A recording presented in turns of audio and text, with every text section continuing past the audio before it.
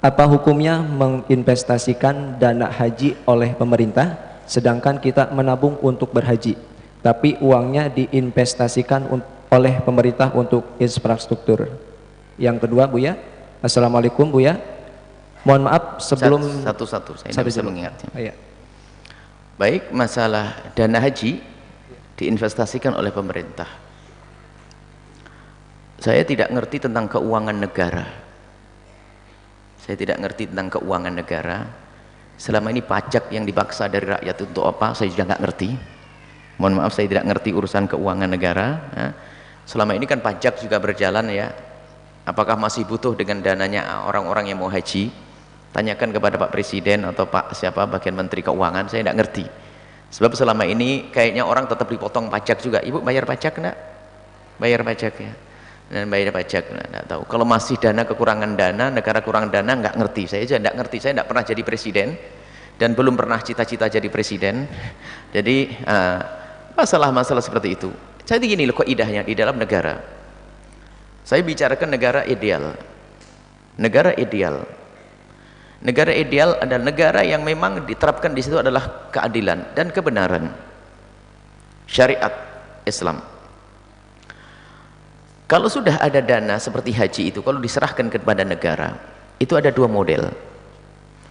Kalau dana titipan, nanti ada konsekuensinya, akibatnya adalah karena kita menitipkan uang, maka saya harus membayar zakatnya.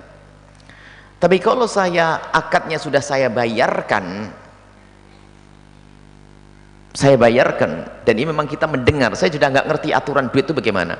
Kita juga mendengar di beberapa negara itu, juga terkagum-kagum dengan negeri kita ini, wallah alam. Sama suatu ketika ada cerita hebat, Indonesia itu rakyatnya rakyat yang baik sekali. Haji saja bayarnya berapa tahun sebelumnya sudah bayar. Masya Allah, ini hebat. Anda memang itulah Indonesia itu, rakyatnya baik-baik. Jadi Anda bayar haji bukan langsung naik haji, jadi nunggu 5 tahun 10 tahun, dan duit itu tidak tahu apa dipakai apa, saya juga nggak ngerti. Jadi saya tidak pengen sok tahu tentang ini. Dan apakah betul dana itu langsung dibayarkan ke negeri Saudi sana, atau itu saya nggak ngerti, atau langsung dibelikan pesawat tiket, saya juga nggak paham.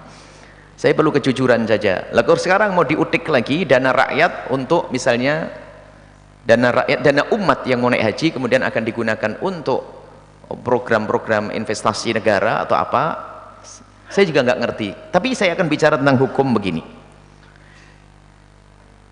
Selagi dana itu sudah diberikan kepada pemerintah, aslinya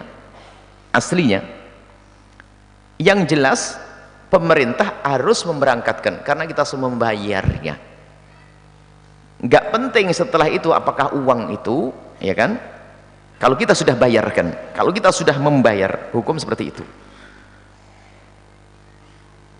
Kalau kita sudah membayar, harus ada jaminan akan pergi, akan berangkat. Kalau kita sudah membayar akan berangkat, jadi apapun duit hilang atau tidak hilang, saya sudah membayar. Dan kalau ternyata dana itu nanti akan diinvestasikan, tentunya itu ada hubungannya dengan yang ngurusi dana tersebut. Jadi tentunya secara hukum karena kita sudah memberikan, ya dari pihak negara, asalkan dia benar tentunya, dia berhak menginvestasikan karena itu adalah sudah diberikan ke negara. Saya tidak usah membuat aturan sebuah negara saja, begini saja, miniaturnya begini.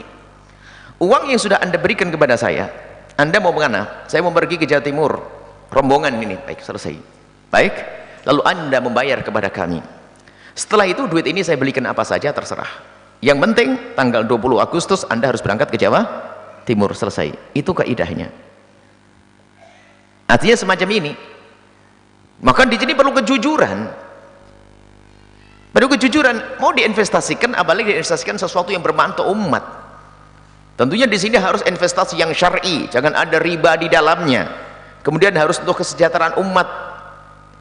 Kesejahteraan umat harus dilihat investasi yang syar'i. Pertama harus persetujuan dari yang mengurusi bagian haji, jangan sampai nanti pengurus hajinya yang langsung dijadikan tumbal. Jangan sampai ada umat yang jadi jadi kambing hitam, apa namanya ya, tumbal lah. Saya tidak ngerti masalah semacam ini.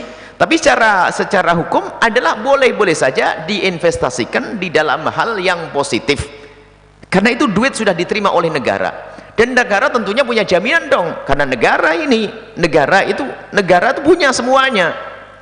Tapi saya mendengar katanya negara kurang modal dan sebagainya.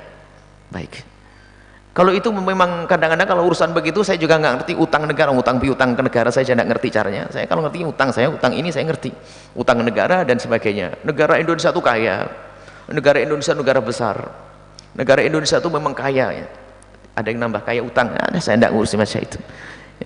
Kita tidak punya utang, bukan namanya utang. Nah, kemudian di saat harus diinvestasikan kepada sesuatu yang masalah untuk umat, tentunya di sini secara hukum bukan sesuatu yang terlarang, tentunya harus ada persetujuan dari yang mengurusi haji ini, karena dia akan bertanggung jawab untuk pemberangkatannya nanti. Jangan sampai ternyata dana itu adalah menjadi sebab orang-orang tidak bisa naik haji. Kemudian setelah itu investasi sesuatu yang syar'i, harus syar'i, tidak boleh asal. Dan hancurnya investasi ini tidak akan mempengaruhi keberangkatan haji nanti.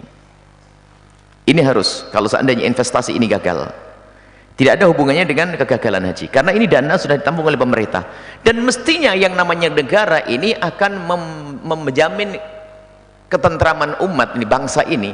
Kalau saya haji sudah tidak usah takut lagi, ya sudah mendaftar, tidak usah ragu lagi nanti saya berangkat dan nggak sampai. Jangan, itu kan bukan seorang individu, orang per orang, aduh duitmu lagi kepake nggak bisa naik haji, masa ada negara kayak begitu? Saya tidak masuk akal sih. Saya tahu kalau negara unik bisa saja, negara aneh saya tidak ngerti negara. Jadi sebaiknya kalau urusan negara-negara ini saya pusing, saya tidak ngerti. Cuman yang jelas secara hukum, selagi kita sudah serahkan apa saja kepada negara dan kita rela saat menyerahkan, yang penting tujuan saya adalah tanggal begini saya mau berangkat, itu urusanmu. Kemudian setelah itu dari pihak negara mengolah dana itu ya sah-sah saja, tentunya karena adalah dana yang dari dana syar'i, tentunya harus digunakan untuk syar'i, dan kita harus mulai membuat perubahan di dalam dunia syariat ini, investasinya yang syar'i. Kesepakatan dari yang ngurusi haji ini di dalamnya adalah termasuk, ya tidak tahu menteri apa ya, menteri agama masuk di dalamnya, karena adalah urusan-urusan ini. Kemudian setelah itu kalau sudah disepakati, investasinya harus benar-benar yang syar'i, jangan sampai investasi yang tidak dibenarkan.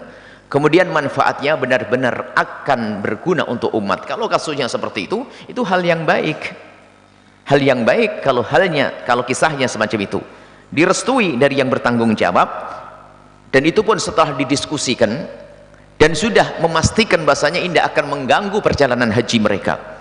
Artinya memang dana nganggur, dana yang mandek daripada tidak digunakan akan digunakan, itu hal-hal yang baik saja. Kemudian setelah itu ada investasi syar'i, makanya kalau Pak Presiden mau ikut-ikut misalnya harus patuh dong dengan ulama, jangan ulama diatur nanti.